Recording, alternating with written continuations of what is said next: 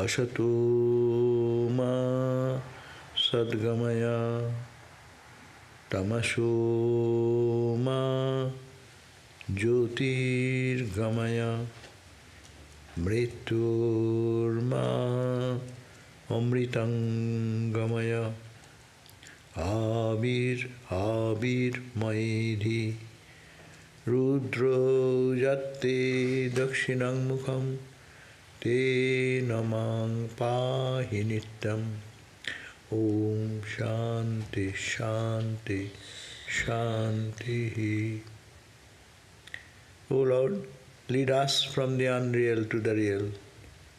Lead us from darkness to light. Lead us from death to immortality. And evermore shine in our hearts with your resplendent face. Om, peace, peace, peace be unto us all. So we are reading the Jivan Mukti Gita, the song of the person who is liberated from all bondage. This book is only, as I said before, only containing very few verses, 23 verses, and talking about how the knower of truth, the illumined person, sings and lives in the life, enjoys freedom everywhere. So this is we read that the Jiva, individual soul, is actually Lord Shiva, the Satchidananda consciousness. And the knower of this Jivan Mukti, this knower of this truth, who have understood who am I, realized the ultimate principle of life, he sees that each jiva is nothing but Shiva, Shiva, the consciousness, the absolute. And naturally, that person, if he's everywhere sees the same Shiva, same consciousness, naturally he cannot be enemy to anyone. He cannot have anger, aversion, attachment, or anything, whatever binds a person, he cannot be like that, because he sees the oneness, he sees the same reality, who is here, who is there.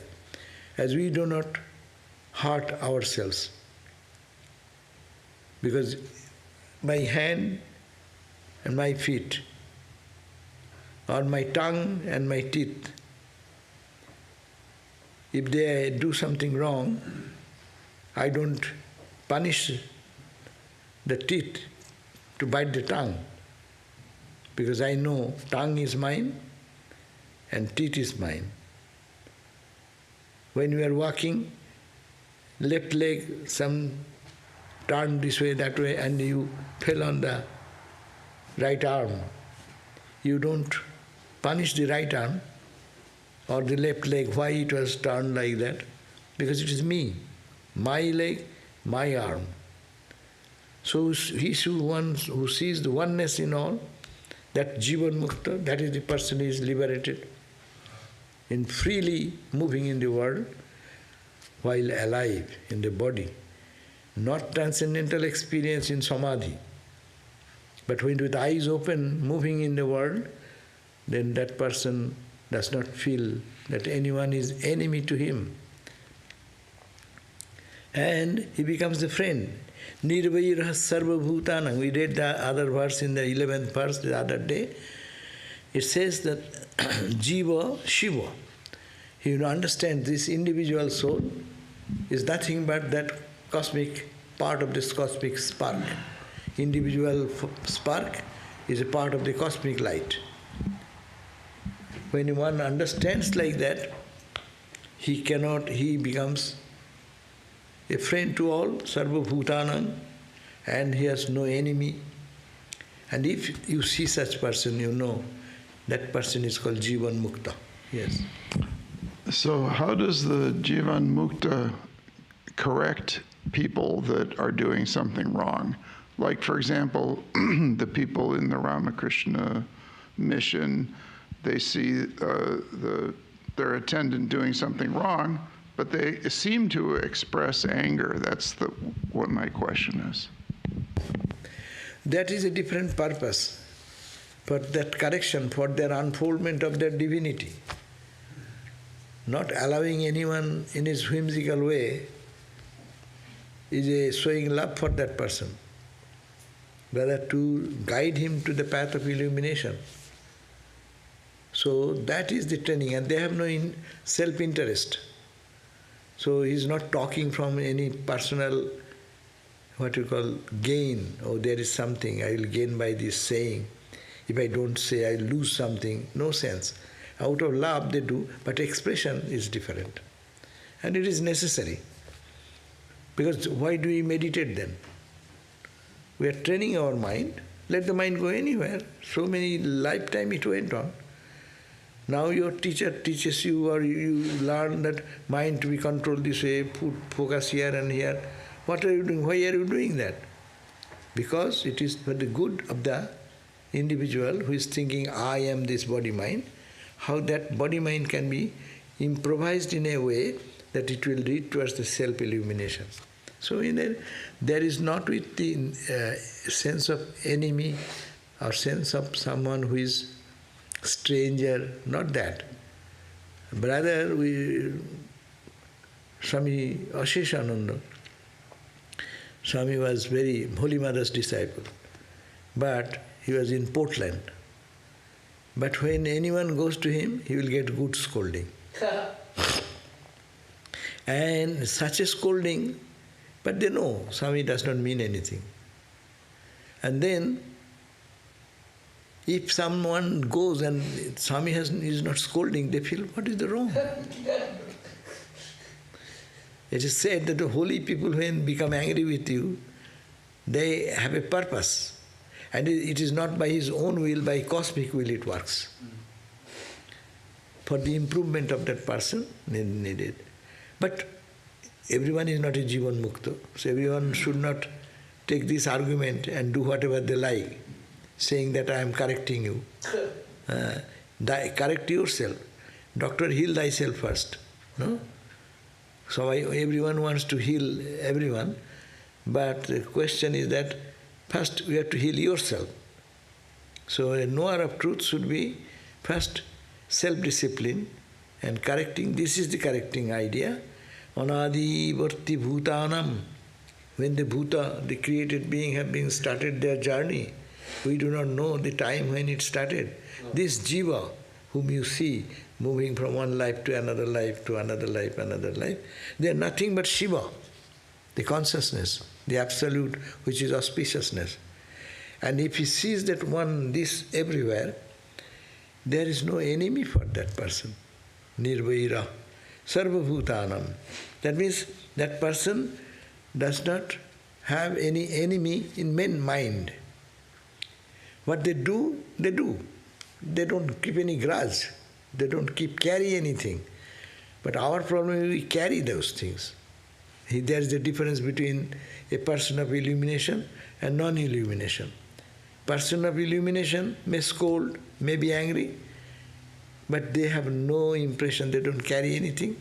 It is called like a mark of water. You make a mark here, it will show a mark. But for a split second, it dries up. So there is no mark, it goes away. These are the greatness of the Jivan Muktas. Now today we are reading verse number 12. Atma gurustham vishvancha chida atma gurustvam vishvancha chidakase nalipyate chidakase nalipyate gatagatam dayurnasti gatagatam dayurnasti jivan mukta sauchate Jivan Mukta Sauchate. Atma Guru Twang Vishwancha Chidakase Nalipati. In the Chidakas, in the space of consciousness, Chit Akas, Four space is there, four space. One space is this space. Mahakasha, the grand space, great space. Where I see you, you see me, the sun, moon, stars, trees, plants, mountains, rivers, what we see. This is the Mahakasha, great space. Then comes Chittakasha. Chittakasha is that when you dream. Which space your dream world comes, your dream experience comes. It is not in the physical. Suppose you are dreaming something that I could have seen that. I can't see, only you see. So where it is happening? It's happening in your mind, in the space of your mind. And space of the mind is much bigger than the gross space. So it is much vaster. So Mahakasha is this space. We see the material, gross objects, anything. In the subtle world, it's called the Chittakasha. In the space of the Chitta or mind, what we see? In the Chittakasha we see what is the mind creates things. In the mental world, it's a much vaster world. In the dream you can see the starry sky, galaxies, you can see everything. And you can see the vast ocean, this, that, everything real. That's also real it appears, so Chittakasha. Then Chidakasha, a space where only I remain and enjoy. It is a space of consciousness, but you understand that you are experiencing that consciousness. It is called Chit Akasa. And a third stage, gross, subtle, causal. And you transcend that level, that is called the Ni Akasa. There is no space.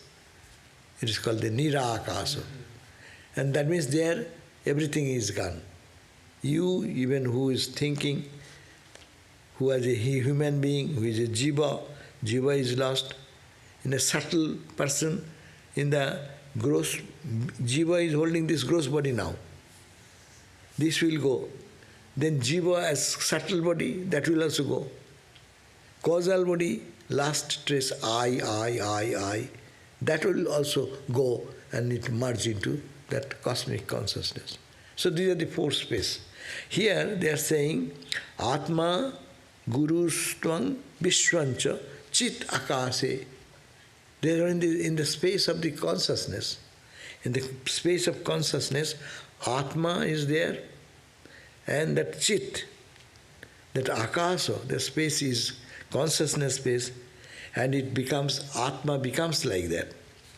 And this gross universe, Brahmanda, and this Atma, individual soul, both are my Guru.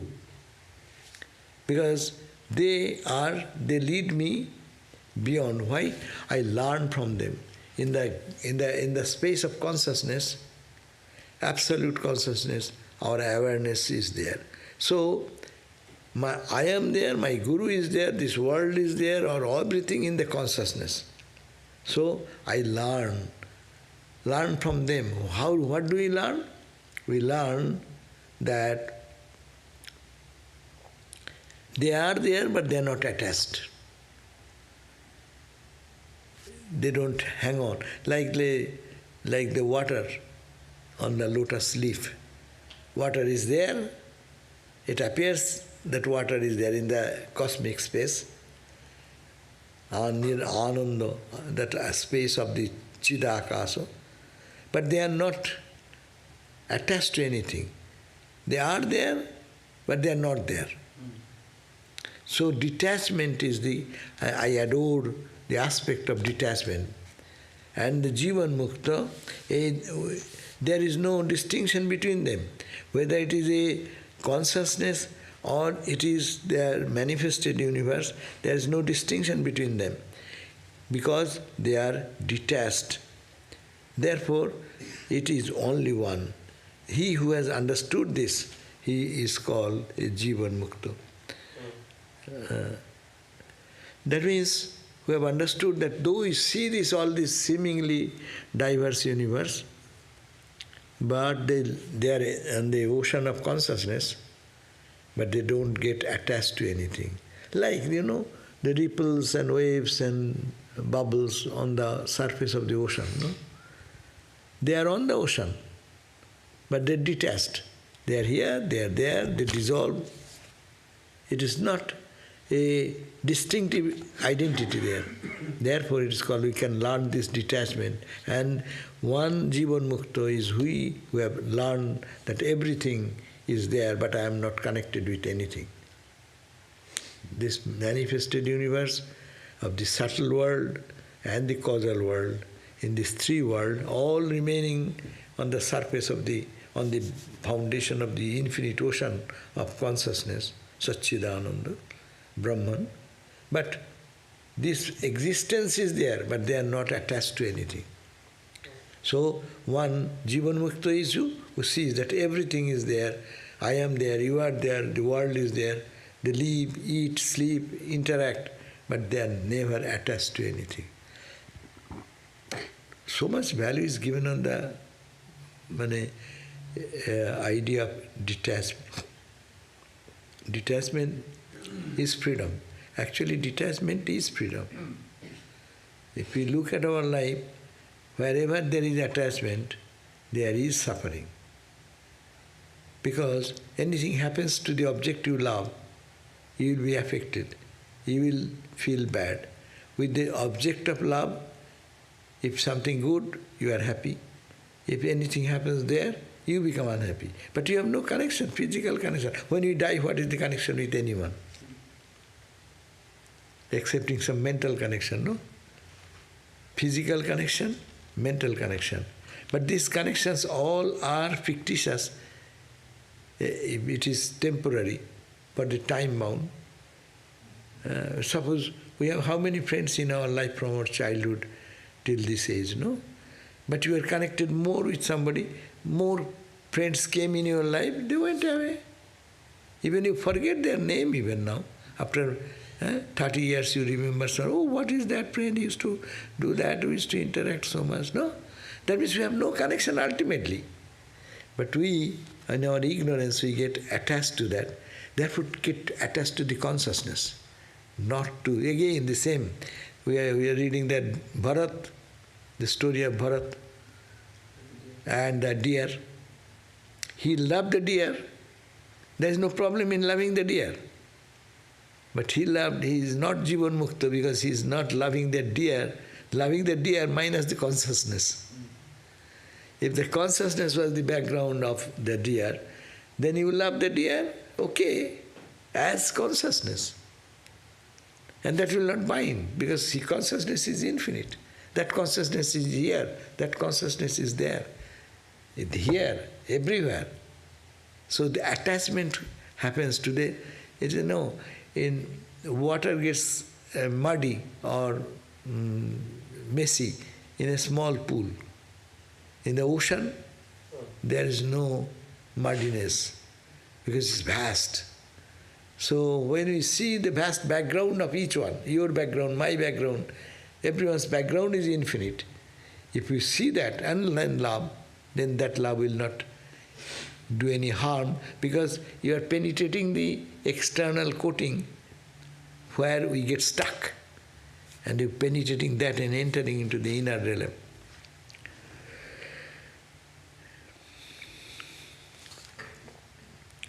Now, 13th verse says, Garbhadhyanena pashyanti, Garbhadhyanena pashyanti, Jnaninam mana uchyate, Jnaninam mana uchyate, Soham mano biliyante, Soham mano biliyante, Jivan Mukta Sauchate, Jivan Mukta Sauchate. This is the 13th. In the mental thought, Jnaninam monochate. Jnani is the knowers of truth, sees Atman in them. How? By mentally thinking. I am not the body, I am the Atman. I am not the body, I am the Atman. No? Constant thinking. So, in the mental thinking only, Pashyanti Jnaninam, the Jnani is see what he sees. He sees the Atman, the self. And this mind which shows this is called the pure mind. And that is the mind, not our mind. Our mind is clouded mind. It gives a distorted figure, distorted image of the object. Something is, God is here, but it is showing me not God but something else. But that mind, constantly thinking, I am not the body, not the body, not the mind, not the mind, not the mind. So mind becomes purified. And when the mind becomes purified, then they see the Atman here, in here, and also outside. That mind, when it sees something, pure mind comes down, then we call mind, otherwise pure mind is called Atman. Ramakrishna said, pure mind, Shuddha Man, Shuddha Buddhi, pure intellect and pure Atman are the same. When it reaches the purity level, but when we are down from that level, then we see the universe. So this is called the Man of individual soul. What is our individual soul? When that mind loses its pristine purity and gets clouded and comes down one level and sees this diversity, that is called the mind of Jivatma. And that is called Jivatma. And that mind always like a wind. And it moves here and there, and ultimately getting tired, this mind gets merged into the Paramatman. Because mind tries to find joy here and there and there and there, running all this direction, it becomes tired one day. Like the Ramakrishna's example, the bird sitting on the mast, and he was unaware, and the ship has entered into the deep ocean, and now he got scared. I am on the mast alone, all my friends are gone. So to find them, he moved with his wings to the east side, to the west side, to the north side, to the south side, and finding no shore anywhere. Then he came back and sat on the... So the tiring mind running for these things, for everywhere, seeking for joy or peace or pleasure, fearing that when it gets tired, that means by that time it becomes pure. Because mind is understanding, oh, I will get something going to the east. Oh, I didn't get it. Let me try, I will get something on the west. I'll go to the south, I'll go to the north. And all endeavors are done. When mind learns that there is nothing substantial in reaching anything, it will be, you cannot reach that. Your mind will be still seeking for something more. So this failure, mind fails to perceive that infinity, then it merges into Paramatma. That means the bird then sits on the mast. No more effort, nothing to go, nowhere to go. You are perfectly satisfied. This is my abode, this is my place. So Atman remains in the self itself. That's the Paramatma. And I am that Paramatma, that knowledge, when it comes to individual soul, sohang mano, jo biliyante, manu biliyante, I am that. When that mind which was searching here and there gets merged into that root substance, that is the Atman, that person is called Jivan Mukta. That means Jivan Mukti comes after this searching God everywhere. First searching in some external object, and then getting external object, finer object, subtler object, heaven, etc., even. They try. Afterwards, mind gets tired and he becomes already, that is the purity. Purity of the mind is coming through the experience. Experience saying it is not true, it is not true, it is apparent, it is apparent, it is apparent, it is momentary, it is momentary. If I say it will not work. But when you go to the experience and find the blankness of that, then you say, oh, I tried it, I saw it, nothing. How much we struggle to get a degree. After getting the degree, what happens? You go for a job. And now job competition comes. You thought that after getting a degree, you will be get joy. Then getting a degree is taking to one place. Then you are searching for some job. And in job competition, this, that, so much, and with so much struggle, you get into a job. And you see inside the job, oh my God, this is called job? My friends are talking like that, my supervisor is doing like that, this, that. Always we complain. And then, okay, what mind is becoming pure. Because he's getting, first it was mesmerized, I will get a degree and I will be very happy. And now you have student loan. Big problem.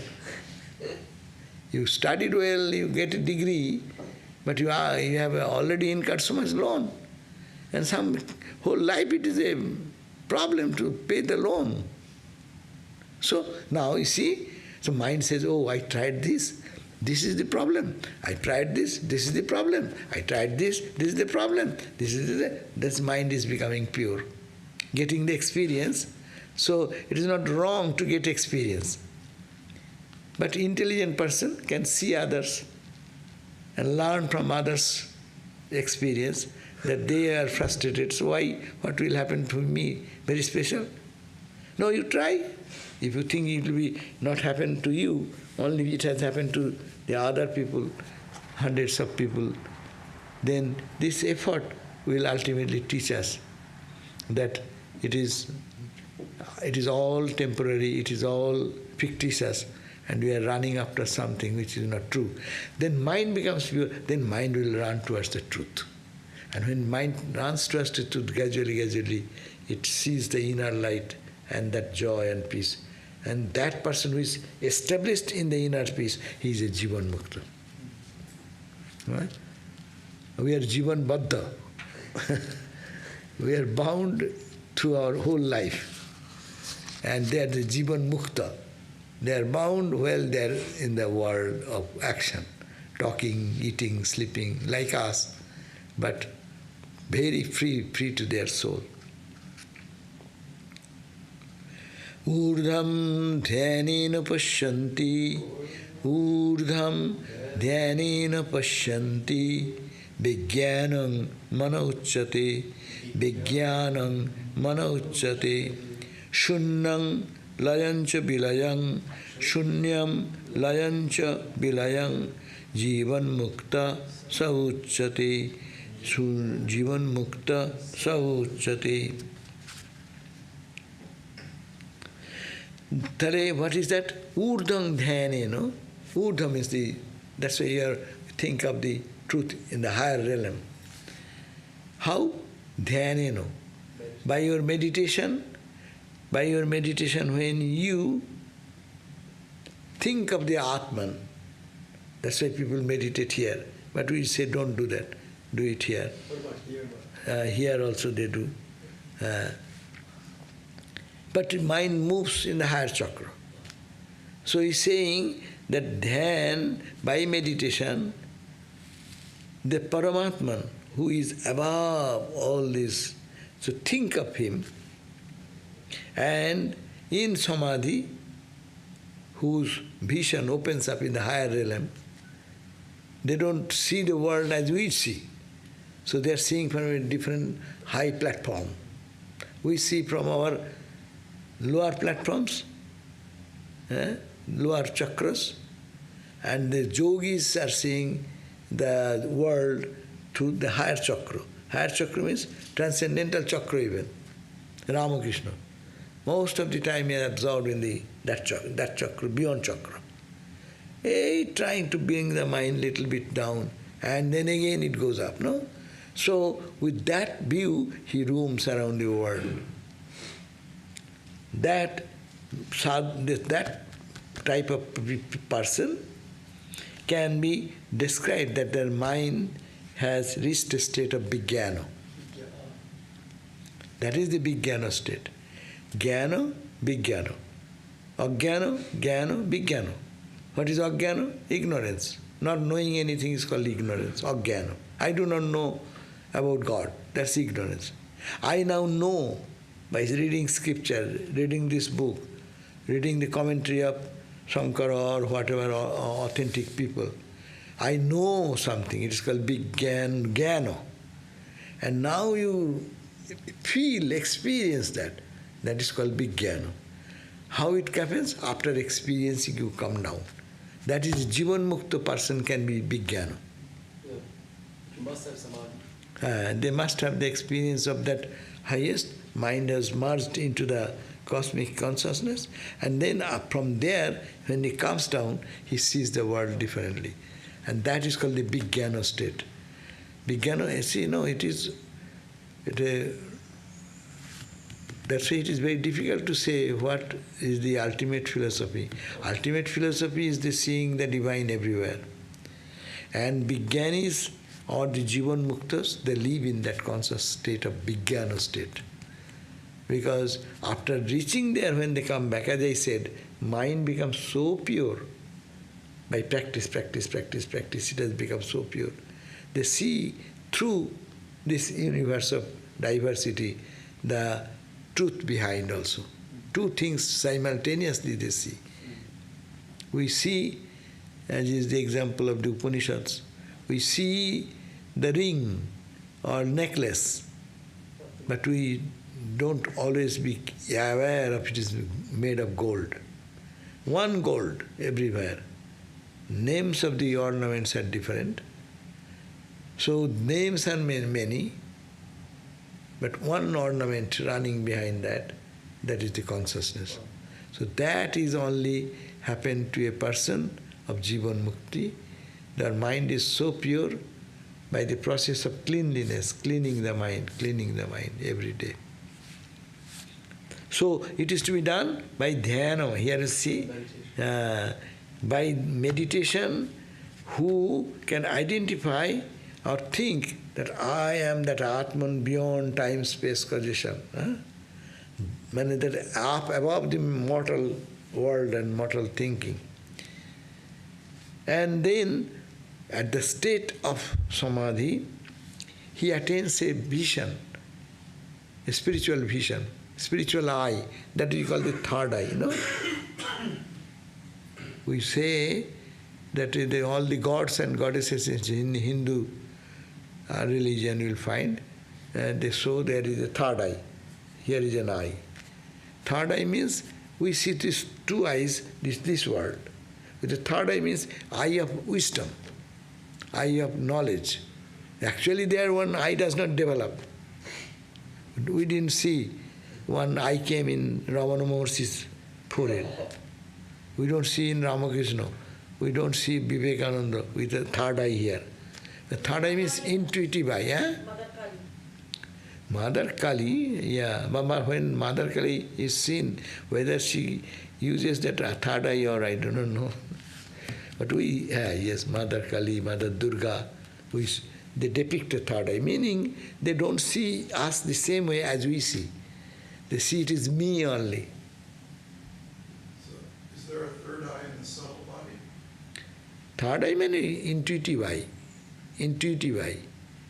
Seeing this, they intuit the inner reality.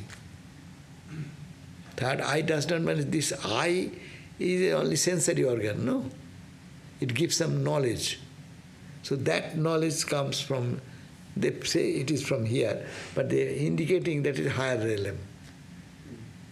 Mainly higher realm. When you are in the tummy or when you are hungry, then it is in tummy level. When you are very pain or you are suffering or you are enjoying something, you have heart level. Then it goes higher level. Normally we don't know what happens there. But the throat, one will only talk about God and only listen. Yeah, Thakur said that. When it goes to the throat, you will not be able to release anything but God and God's talking about God only. Even sometime it will happen that you don't like that, not to hear from anyone, because it becomes a disturbance. So as the mind goes higher and higher, only you become more within, more absorbed within. You don't need anyone. First of all, we need guidance, we need reading book, we need singing, we need dancing, we need all this puja, we need. But as you go up in your inner realm, all this outward thing, not that necessary.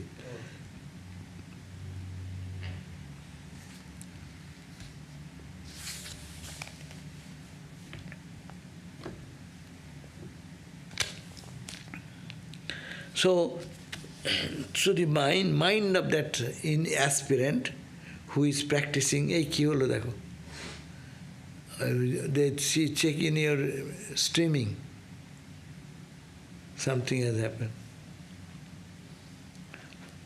What happens, God knows. Anyhow.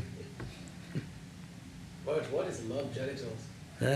Thakur said love eyes, love ears, love tongue. After this vision, after that he become love eye.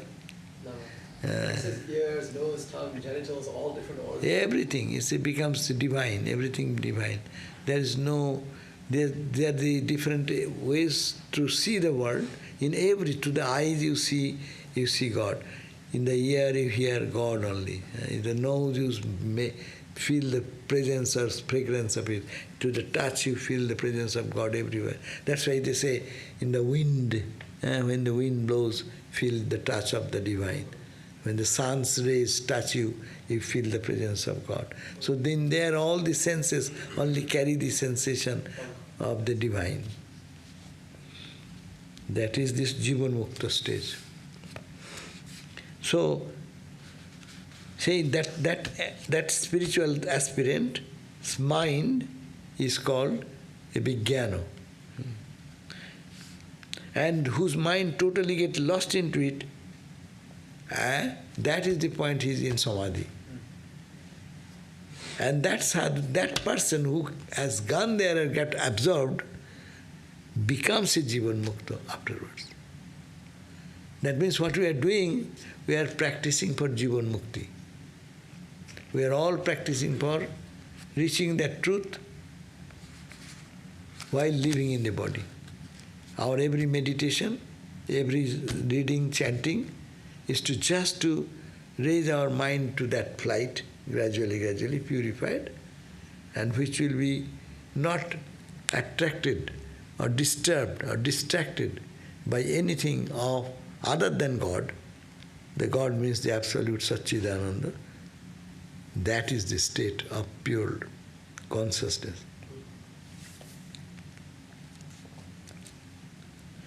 Now, Abhyase Ramate Nityam. Ramate Nityam. Abhyase Ramate Nityam. Abhyase Ramate Nityam. Mano Dhyano Layangatam. Mano Dhyano Layangatam. Bandha Moksha Dvayang Nasti. Bandha Moksha Dvayang Nasti. Jivan Mukta Sauchyate. Jivan Mukta Sauchyate. So Abhyase Ramate. This practice. What is the practice? Putting the mind in higher chakra, higher thought, and constantly thinking of all this permeated with consciousness. This type of thinking and meditation, if one does, Abhyase Ramate. Ramate means it finds joy in doing that.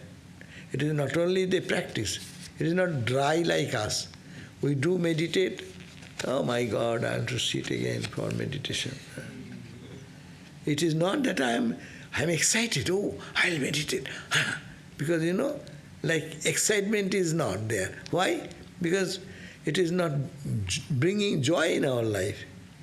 Suppose if I see ice cream, how excited mind tells, ice cream, no? Similarly, when you say God, meditation, okay. But whose mind is pure, so if he can practice it continuously, and বলছেন অভ্যাসে রমতে নিত্যম, if one can engage every moment in this type of meditation or lifting the mind, raising the consciousness in a higher level, then what happens? Mono dhyanolayangatam. This mind then can laya, absorbed, laya, merges. This mind merges into dhyana, in the state of that consciousness. So everyday practice ultimately will lead us to put this mind effortlessly into Atman. Now we are struggling, but a state will come when mind will be purified, as I said, finding no resort, no peace, no joy in anything of the world. When mind will understand that and gets more moved towards the Atman, and I practice every day, practice every day, practice every day, and then when it gets merged into that state, mone layang gatam, that in that state, bandha moksha dayang nasti. For him there is no bondage. What to struggle for? Because mind is flowing out of its own. You need not have to goad him. Hey, chalo, chalo, chalo, let us go. Let us go for meditation.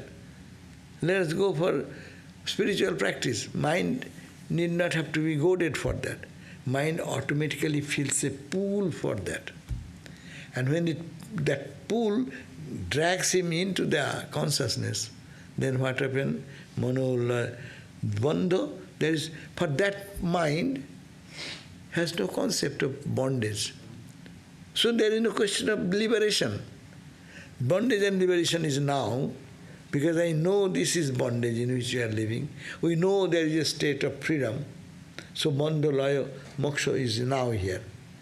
But one practicing this meditation, lifting the mind in the higher consciousness every day, and putting the idea that nothing else can compete with this type of absorption, then this mind reaches a point, and in that point that he does not think that I am in bondage, I need to be liberated, or I am liberated now. Neither of the identification will be there in the mind, because mind is perfectly in peace. And mind has reached the goal where one needs to reach. That person, Jivan Mukta Sa Uchyate. See, he is the person who is actually Jivan Mukta, because after this absorption, whenever he comes back, he is a free person, really free from all entanglements. So there is no bondage for that soul, there is no freedom for that soul. Because if you say no freedom, no bondage, if one is there, other is there. We have the idea of bondage, we know there is a freedom. But after realizing that everything is freedom, there is no bondage, no one can hurt you, no one can do anything with you. That story of the Alexander going to India and finding a holy man, and when he was asking him to come, and he very humbly requesting him to come to the palace and keep it in his kingdom, and people will see what a great soul. And he said, "Why are you disturbing me? Get out of my way." He has nothing. He's a penniless beggar. Even he has no good kambal or clothing. Naked person. He's lying down in a slab, in a rock, in a mountain. And he feels so much freedom. Get out of my way, I'm enjoying the sun bath. And when he wanted to kill him, with a sword, and he burst into laughter. You kill me? The sun cannot dry me, air cannot dry me, the sword cannot cut me, fire cannot burn me. He's not saying from just lip service, but he is feeling that, and that created such impact in the mind of Alexander. And what strength, why he's saying all this? Because he's experiencing. I don't have any bondage, I don't need anything, I don't care for anything in the world. World is nothing for me. I have reached that point where I am in absolute bliss. The body goes, what is that to me? And then I cannot enjoy the company of devotees. You are thinking two things are there. Enjoying is one thing and absorption is another thing. So this is a big question. Many times it happens. Swami Prabhupada responded to this question in this way. So you suppose you are enjoying something. Enjoying something means your little trace of ego is still there, and you are almost reached the light, but a little difference is there. There is a little difference. It's a glass, but it's still a difference. If you go to the filament, that is the burning thing, no? So, but you go to the filament, he said, is it less joy or more joy? You are reading a book, you are enjoying a novel. That means you are there, your mind is functioning, and you are enjoying that. Suppose you are reading and you go into the scene, what has been described in the book, and you really merged into such a depth that someone is calling your name, you are not responding. Is it greater joy or less joy? It's greater joy, but there's stress there, no? I'm still subtly there. So when you merge into, you become that, why you will be enjoying. We think enjoyment is the highest. That duality concept is in our mind. Yeah. Always I think I should enjoy something. I am poor, so I should enjoy something. Why do you enjoy? You are enjoyment. That's why it's a very subtle area. Is samadhi the highest or testing the highest? Yes, testing the highest when I am identifying I am separate from him. I want to feel how joyful, how peaceful, how full of bliss is that state, no? But when you become one with that, what is Ramakrishna said to Naren? Suppose you are a fly or you are a bee and you are given a cup of madhu, syrup, honey. Where shall you sit to suck the honey? He said, I will be sitting on the edge and suck the honey. Ramakrishna said, why not go into the center? They say, I shall die. Is it not? If the bee sits in the middle of the honey bucket or bowl, it always gets sunk, and it will die. Because who will die? The bee identity will die. But the honey identity, you are honey. The Ramakrishna said, there is no death, it is immortality. There no one dies. Meaning, we have concept, death, gain, loss, but when the mind becomes so absorbed and merges into it, it is all meaningless. That's why Brahmananda has been described in such a way. Those who wanted to keep a separation, and they tried to describe the joy, this much, Vedaranyaka Upanishad. But that does not express how much joy is that. But so long you are saying something, you are not enjoying the total, full joy you cannot have. A little trace of ignorance is still working there to experience. That's high joy, higher joy.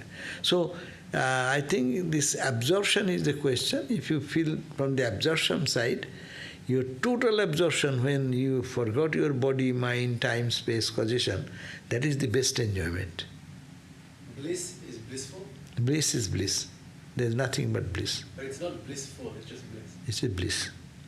Blissful means someone to describe that blissful. Yeah, correct. but there is no one remains anymore to say anything. But that is the highest state. Not Jivan Mukta state is for us. Yeah. Because if so long my prarabdha is there, how shall I live in the world? I live like a king, living in the constant bliss of the Atman. See Atman, hear Atman, taste Atman, touch Atman. Everything is God, God, God, God, God, God. Divine. So that is the goal of our life, to not to live in Jivan Mukta, but to Jivan Mukti also end. Jivan Mukti is a stage, no? Yeah. Living while feeling the freedom, while living is also a stage. So while living that freedom, now eternal freedom. Yeah. So that is higher. But Mother Kali is a person. Mother, you are duality talking about. But she is also that Brahman. But he is known unmanifest. Yeah. But that unmanifest can become the manifest person, the cosmic ego comes. That continued creation continued. But it is for her it is a play. Like Jivan Mukta feels individually. It is a cosmic mother play. She's also a Jivan Mukti. Say Jivan Mukta in a cosmic sense. Cosmic creation.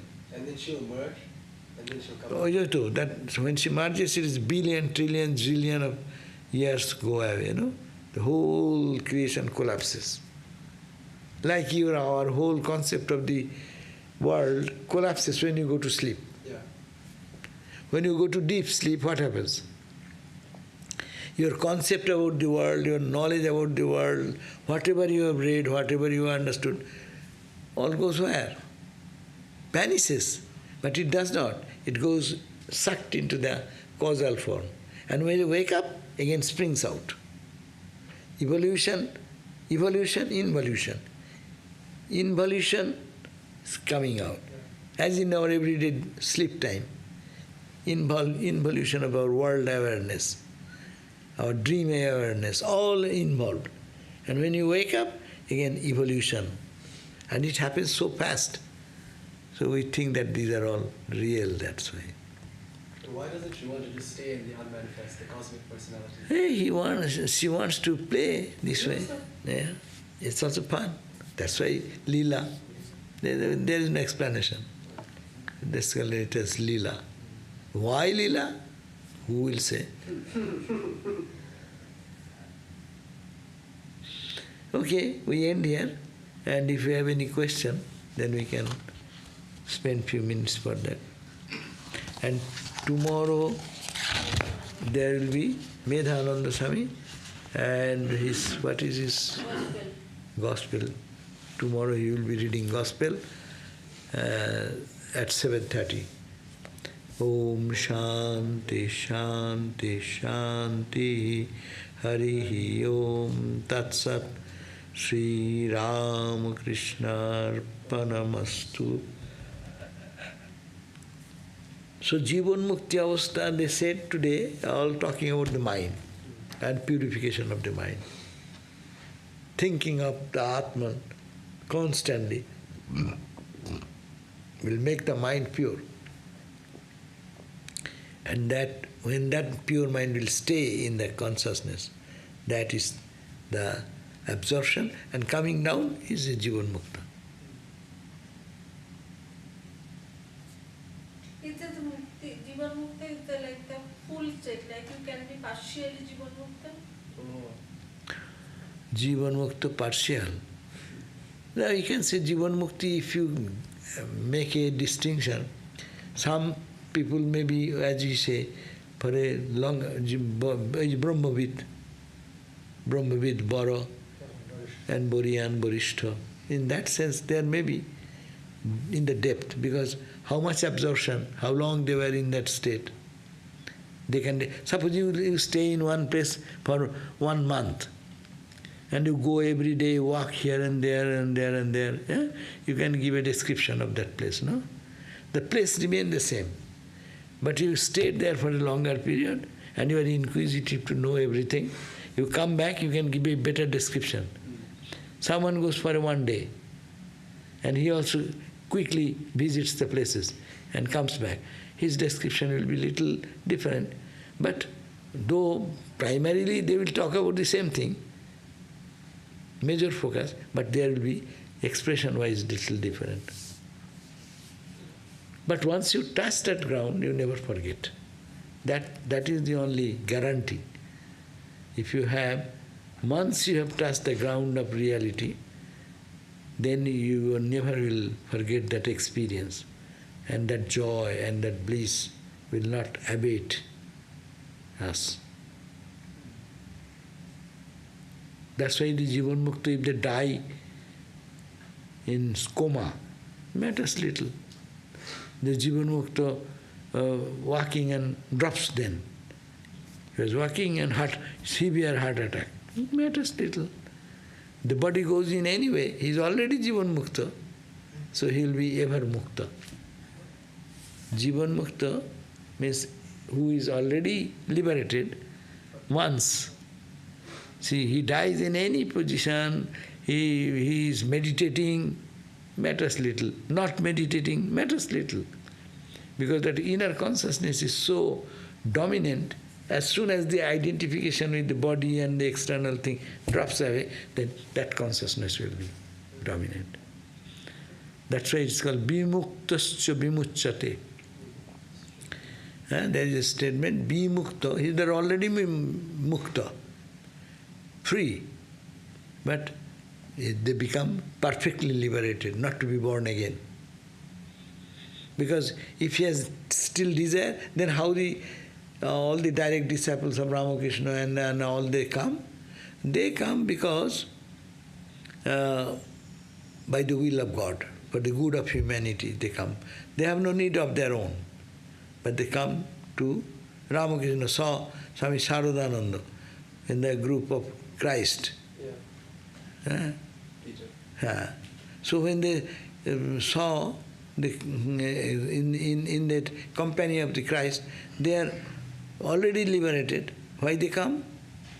Because they keep them for the good of humanity. They will have to do something for the good of humanity. That means they're in seed state and they unmanifest? If they go to the unmanifest? Unmanifest, but God's will is a special, yeah. He told Holy Mother, Ramakrishna said, I am coming again one time, you will have to come. No? And Holy Mother said, I am not going to come. No, you will have to come. Where will you go? But how could there be many individualities in one?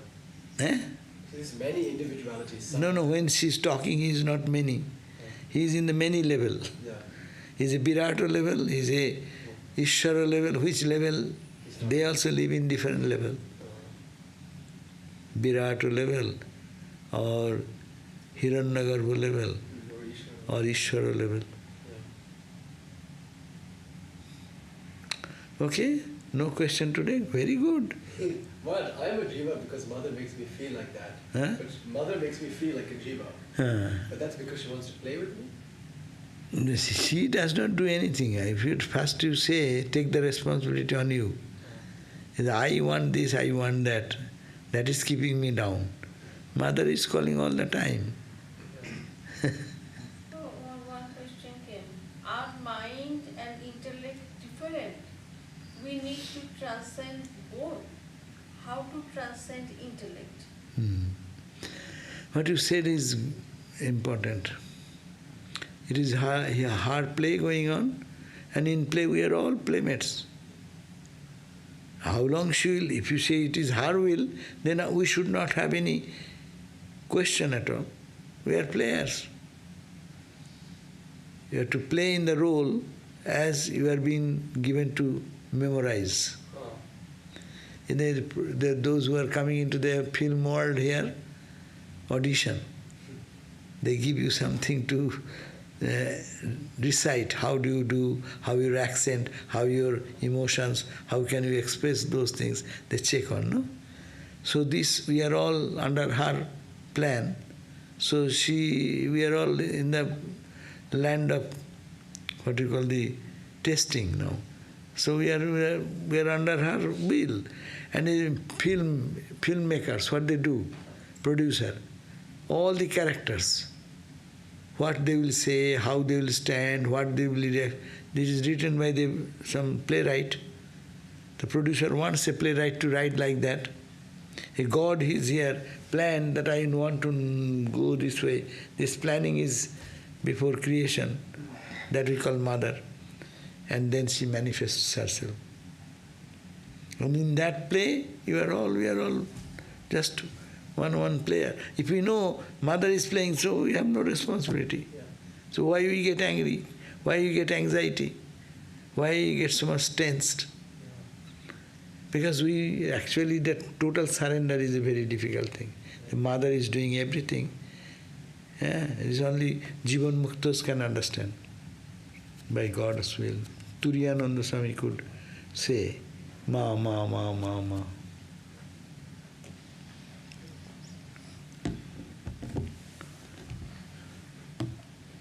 So mind and intellect are different.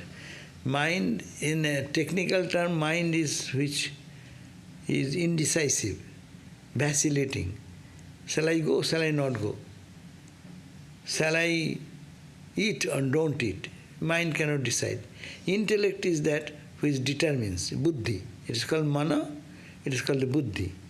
They are same element functions in two roles. One is indeterminate condition, another is determined condition. And we need transcend both, yes. We have to go beyond mind, beyond buddhi, beyond ahankara. That how to transcend intellect. Yes, you think of God. Now you think, what is God? God is Satchidananda, God is in everything, God is everywhere. Your mind is leading to that intellectual understanding. And think, then that will push it above intellect to the truth. So it is practice that I am not the body, not the mind. I am the Atman, Vedantic study, that will lead us to transcend the intellect also. So long we are in the world, the intellect should function. But we have to go beyond the intellect. And that practice is the same practice. What Guru has given, you follow that, lift the mind into higher consciousness, or think of God in this way, that way, what is. Anything we do, meditate, pray, serve, all this help us to lift the consciousness. Could you elaborate? The mind is the part that vacillates. The intellect is determined, but the mind is not determined. So because the mind isn't as fixed in its position, does that mean that it is more permeable to understanding God's will? Yeah, mind, what will happen? The mind, if you vacillate, but you know, mind will say, I'll go this way. No, that's not permanent way. Come this way. So mind is taking casually this step of intellect. It is transcending. Mind is going to that transcend. It is becoming intellect, as it were. Analyzing, no? So mind then takes a different turn. And he understands God is the truth. So mind first will say, I like this, I like that. Then the intellect will say, what you get it here? What you get it there? And why are you going there? Because there is Atman. So intellect will help us to understand that idea. And then mind and intellect become merged together then. The mind then gets a direction already towards the Atman. And that will put to the ego level. My ego will be purified also. I am His, I belong to Him. I am the child of the Lord, or I am that pure soul, whatever the Vedantic idea or devotional idea. So that ego will be purified ego. This way. That means when we are doing our sadhana, is automatically vacillating mind is becoming a determined mind. Determined mind means intellect. It gets a direction. And then that direction purifies, transcends the ego. And ego, beyond ego is the self. Another question, attachment causes us much anguish. Of course, any other solution than to do vivek and tell yourself that all belongs to God and that you are the unattached Atman. Main thing is that we give attachment means why we get really feel much anguish and get hurt, because I think it is true. If I know it is not true, not last night you have a very, very bad dream maybe, and then you cried and wept. Now you know it is nothing, it is a dream. So in our life also, if we can learn that way, it is not true, it is just a dream. It is just a moment. We should not have to pay so much attention. There is more valuable thing to pay attention to. But we pay too much attention to the petty things. So if we learn not to pay attention to the petty things, even someone has said something, someone did something, we make it serious by being serious on that. It depends on your values, how you put emphasis on that particular incident. Particular incident has happened, somebody told you something. You make it very serious. So if you are very serious, then your reactions will be tremendous. If people say, okay, I don't care. Oh, he says like that. If you take that stand, then you see you are not affected. The person has tried to agitate you, but they failed to agitate you because you know that that is not true and it is his nature, he talks like that. So why should I pay attention? Or be indifferent to those things. So we have to learn some art of doing that. Unattached. This is a big question, attachment and non-attachment is a big question. Anything we give value, it becomes valuable. If you don't give any proper emphasis on that, it is non-important.